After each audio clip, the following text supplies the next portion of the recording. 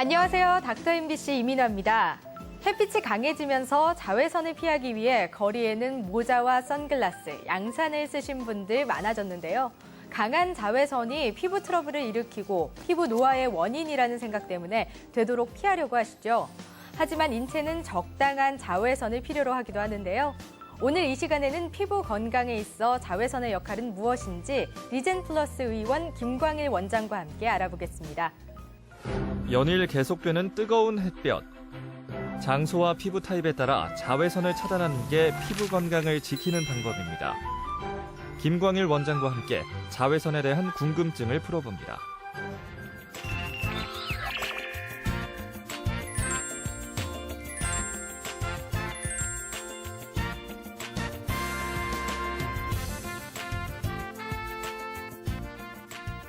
원장님 안녕하세요. 예, 안녕하십니까.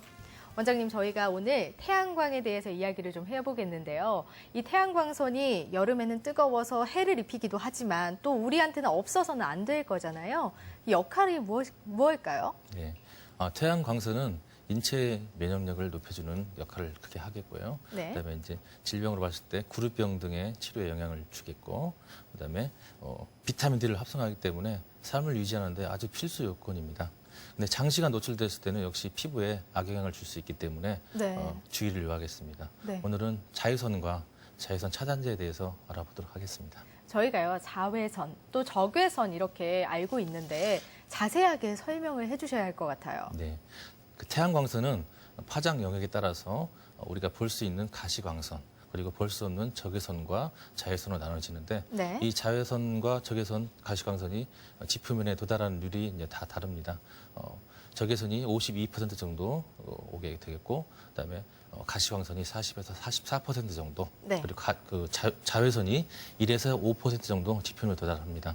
이 자외선을 또 세분을 하게 되면 자외선은 또 역시 A, B, C 이 세 가지로 나뉘게 되는데, 이것을 대해서 알아보도록 하겠습니다. 네, 자외선 A, B, C 이렇게 세 가지로 나뉜다고 말씀하셨는데 먼저 A에 대해서 알아봐야 할 것 같습니다. 네, 자외선 A는 생활 자외선이라고도 합니다. 아. 일상생활에서도 흔히 노출되기 때문에 그런 이름이 붙이는데, 네.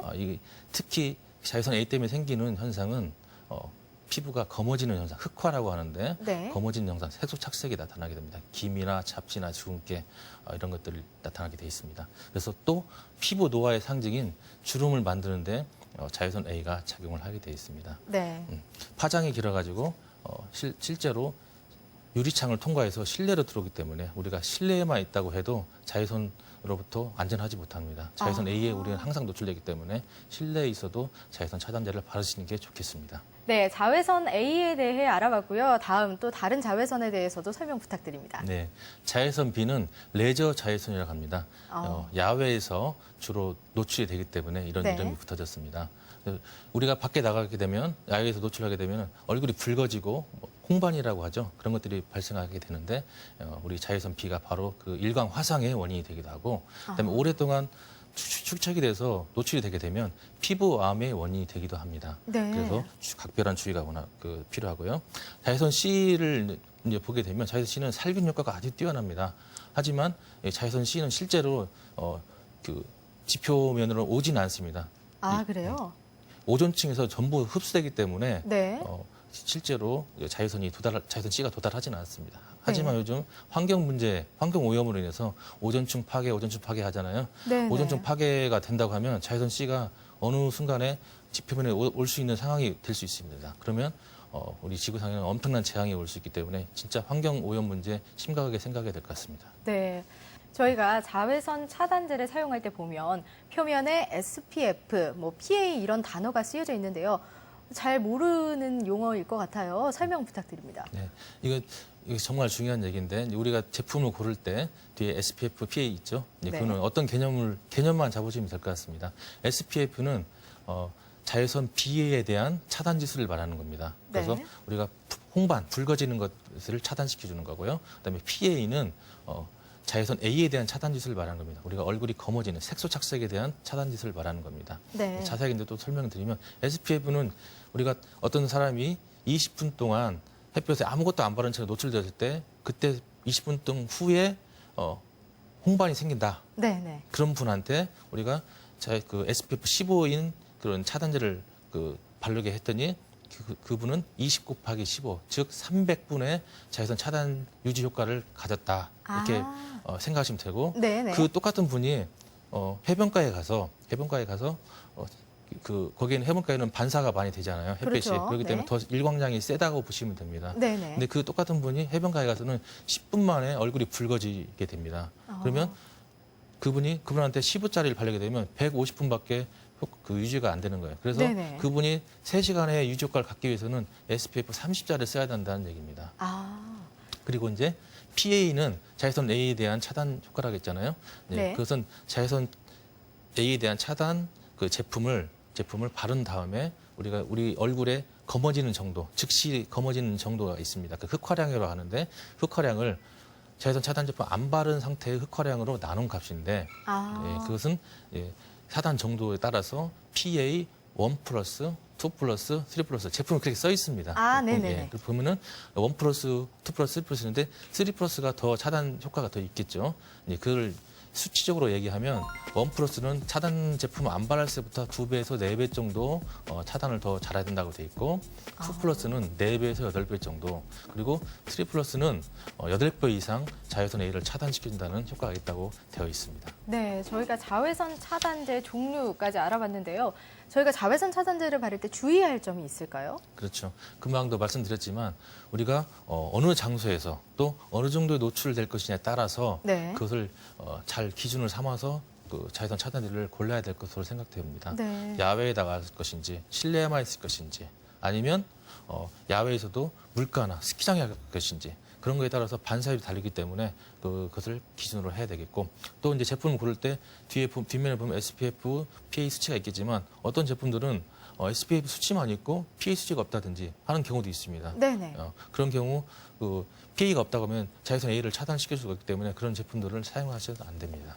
그러면 어떤 차단제를 골라야 할까요? 네, 자외선 차단제는 워낙 다양하고 또 네네. 시중에도 많은 제품이 나와 있지만 그 기준을 알고 사용하시면 뭘 고르더라도 본인이 이건 나한테 맞다 고를 수가 있을 것 같습니다. 그 기준을 제가 알려드리겠습니다. 네.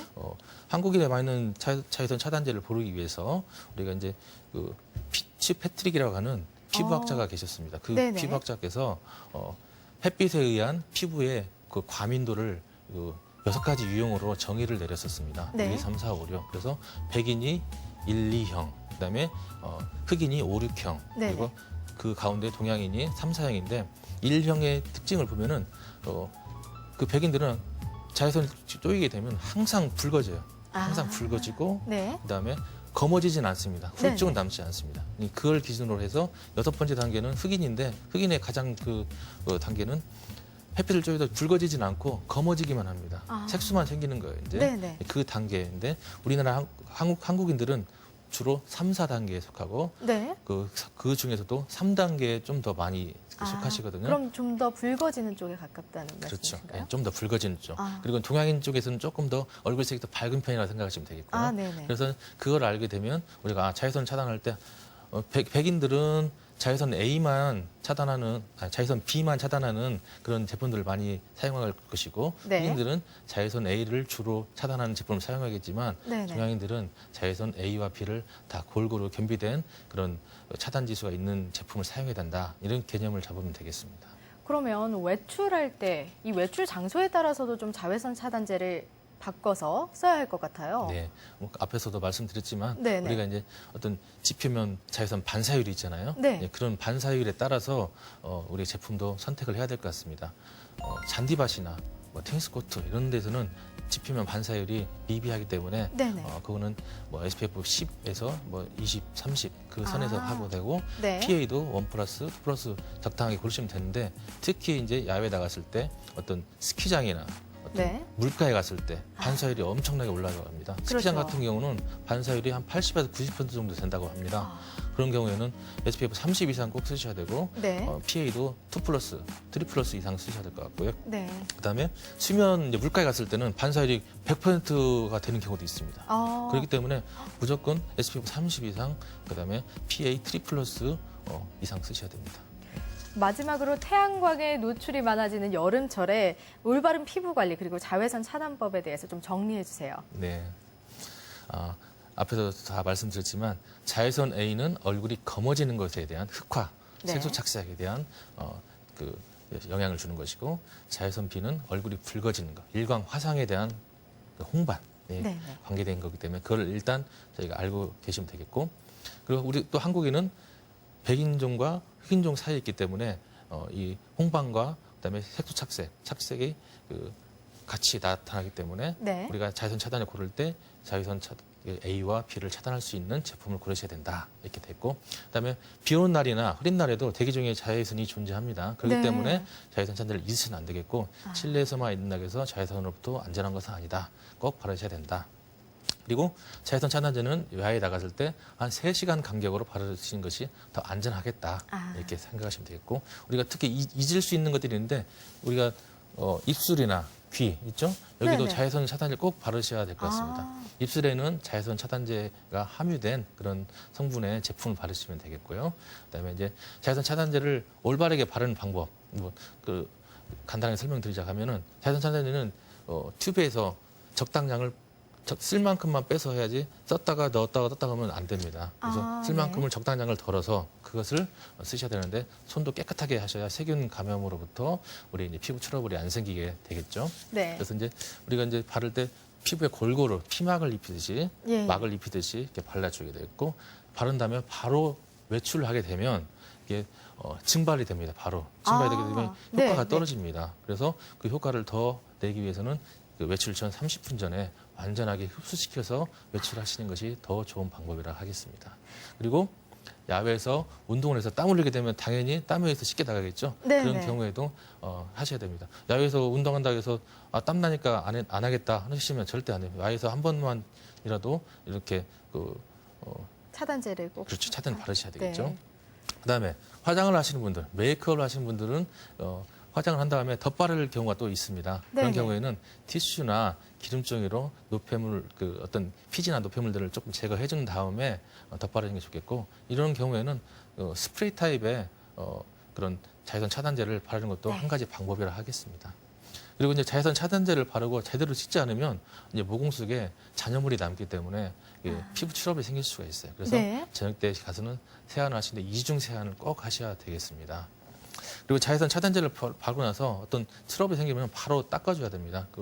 괜찮다고 괜찮게 하면 나중에 더 큰 문제가 생길 수 있기 때문에 닦아주셔야 되겠고 어떤 네. 피부가 예민하신 분들은 방부제나 향료가 적게 들어간 것을 고르는 것이 또 한 가지 방법이라 하겠습니다. 마지막으로 자외선 차단제를 바른다고 해서 100% 자외선이 차단되는 것은 아닙니다. 네네. 그렇기 때문에 2차적으로 물리적인 방법으로 우리가 모자를 쓴다든지 선글라스를 한다든지 긴 옷을 입는다든지 네네. 양산을 쓴다든지 그런 물리적인 방법으로 자외선을 차단하셔야 되겠습니다. 네, 저희가 지나칠 수 있는 부분 정말 잘 정리해 주셨습니다. 네, 오늘 이 시간에는 피부 건강에 있어 자외선의 역할은 무엇인지 리젠 플러스 의원 김광일 원장과 함께 알아봤습니다. 원장님 오늘 말씀 고맙습니다. 네, 감사합니다.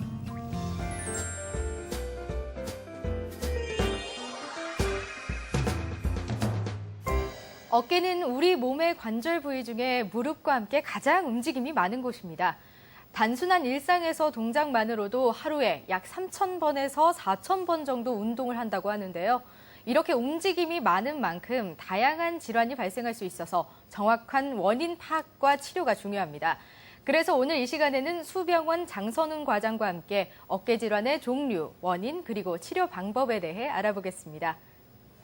젊다고 방심하면 큰 코 다치는 어깨 통증.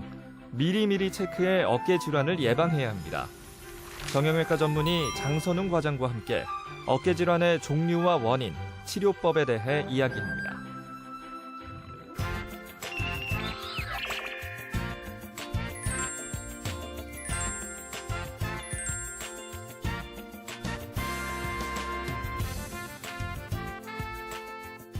과장님 안녕하세요. 네, 안녕하십니까.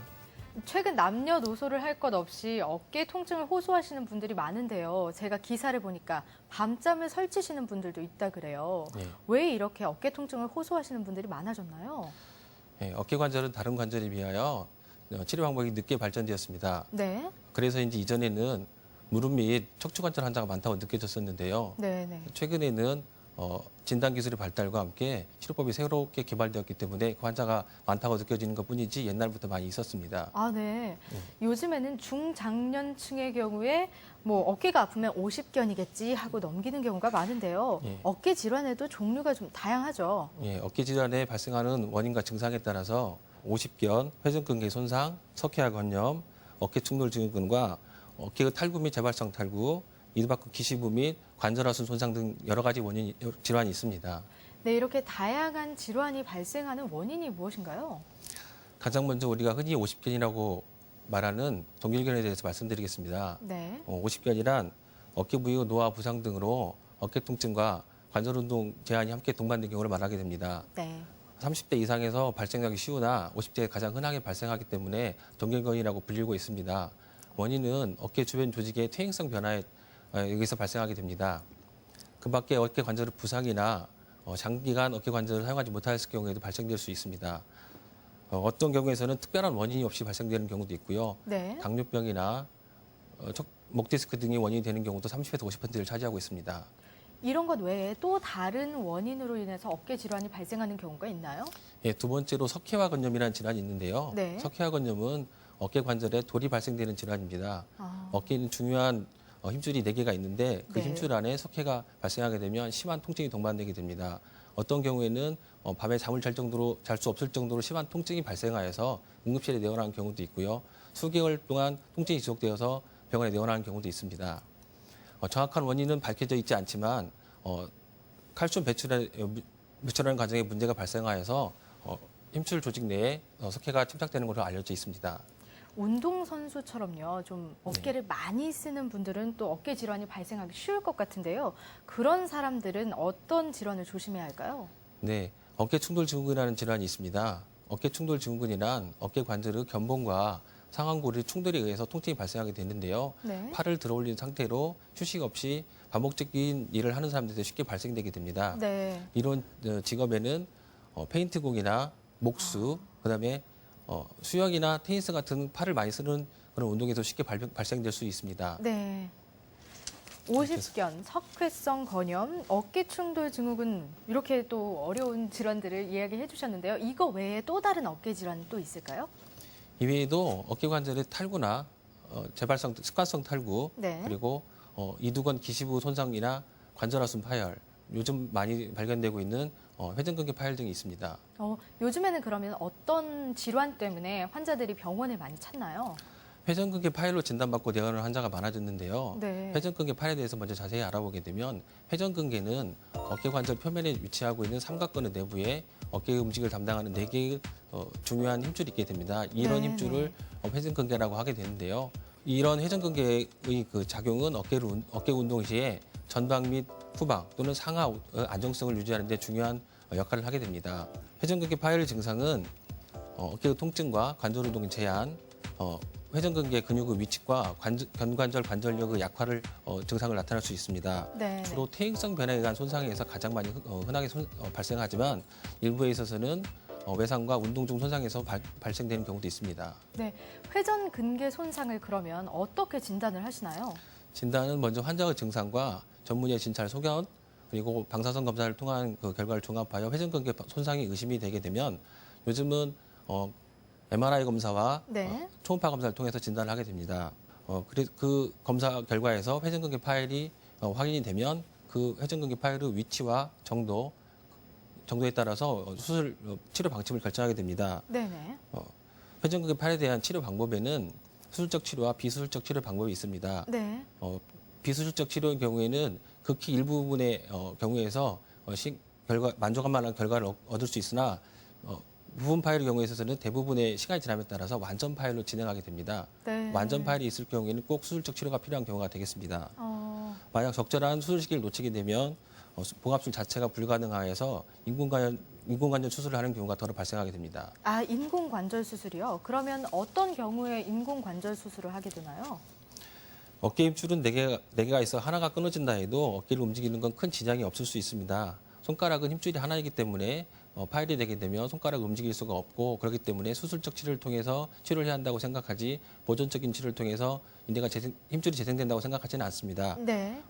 어깨 힘줄도 마찬가지입니다. 어깨 어깨의 회전근개 힘줄은 손가락 힘줄보다 더 크고 중요한 역할을 하기 때문에 이를 방치하면 어깨 관절염이 과속화되어서 결국에는 어깨 관절을 움직일 수가 없는 상태가 되어서 인공관절 수술을 진행을 해야 합니다. 그렇다면 어깨 질환은 어떻게 치료를 해야 하나요? 초기에는 약물 치료와 함께 물리치료 등을 통한 보존적인 치료를 수행하게 되며 네. 보존적인 치료를 통해서 증상에 큰 호전이 없거나 처음부터 증상이 심했을 경우에 수술적 치료를 하게 됩니다. 네네. 요즘 어깨에 대한 치료는 관절경을 이용한 치료를 많이 시행하게 됩니다. 관절경 치료라는 건 관절을 절개하지 않고 피부에 5에서 7mm의 구멍을 2-3개 정도 뚫은 뒤에 그 구멍을 통해서 수술을 시행하게 됩니다. 네네. 절개를 하지 않기 때문에 회복 속도가 훨씬 빠른 장점이 있습니다. 또한 카메라를 통해서 관절 내부를 계속 관찰을 하면서 수술을 진행하기 때문에 정확한 진단이 가능하고 진단 네. 즉시 수술적 치료를 가능하게 됩니다. 이런 관절경의 장점으로는 출혈이 적고 감염 위험성이 낮으며 입원 기간이 단축되는 장점과 함께 흉터가 적게 남기 때문에 미용적으로 유리합니다. 현재 주로 어깨 관절, 무릎 관절, 발목과 손목 등에 많이 이용되고 있습니다. 네. 어깨 관절 손상 때문에 고민하시는 분들이 이거 보시면 아마 도움이 되실 것 같은데요. 마지막으로 닥터 MBC 시청자분들께 한 말씀 하신다면요. 대부분 환자들은 잘못된 자가 진단으로 통증을 대수롭게 여기지 않아 방치하다가 결국 수술이 필요한 때가 되어서 후회하게 됩니다. 통증을 무시하지 말고 우리 몸이 보내는 신호에 대해서 주의를 기울여야 한다고 생각합니다. 네, 명심해야 할 것 같습니다. 오늘 이 시간에는 수병원 장선웅 과장과 함께 어깨 질환의 종류, 그리고 원인, 치료 방법까지 알아봤습니다. 과장님, 오늘 말씀 고맙습니다. 네, 고맙습니다.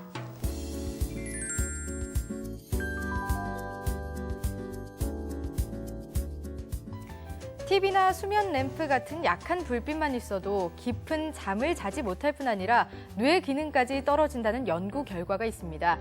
자는 동안에도 빛이 시신경을 통해 뇌로 전달돼서 수면 리듬을 깨뜨리기 때문인데요.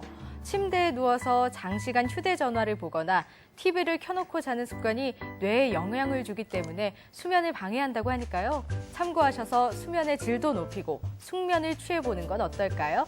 닥터 MBC 오늘 소식 여기까지입니다. 저는 다음 주 이 시간에 다시 찾아뵙겠습니다. 고맙습니다.